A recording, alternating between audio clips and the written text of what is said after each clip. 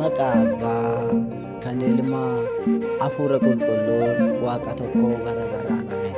Jaalatamtoota ijoollee Waaqayyootiin kan jaalattan innis daran caalchisee kan isin jaalatu maqaa Waaqayyo Gooftaa jiraataa bara baraa qillees kan tudaas kan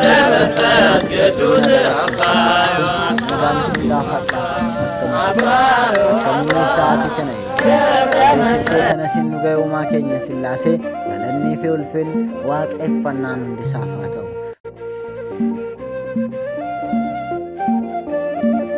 Lakkoofsisee tokko lama jedhee guyyaa har'aa kana anis kan dhaladhe saba koo barsiisuuf kunoo kan mul'adhe ishoo har'a ga'ee damees baay'ifadhe anis gammadeerraa baga geessaniin guyyaa har'aa kana guyyaa addaatiin dhaloota waadaa abbaa warri kabajanii kudhan lakkoofsisne baga gammaddanii.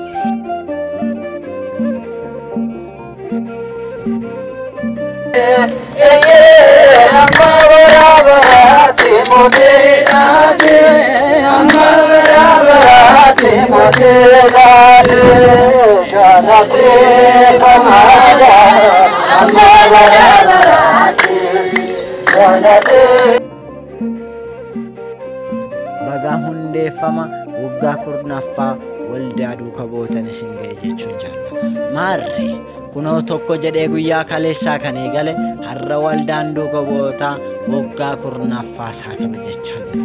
Kanuma sababeeffachuudhaan waldaan duuka bootaa wiirtuu Adaamaas imala isaa gara kaawwala qulqullicha abbaa keenya abbaa Saamu'eel isa Waaldibbaatti kan taasise yoo ta'u imalli waldichaa akkam ture akkasumas immoo imalicha akkamiin xumuramee deebi'ame imala keessattis waldaan duuka bootaa waggaa kurnan kana keessatti maal hojjechaa ture akkamittis har'a ga'uu danda'e kan jedhu gabaabsinee kan wal wajjin ilaallu ta'a.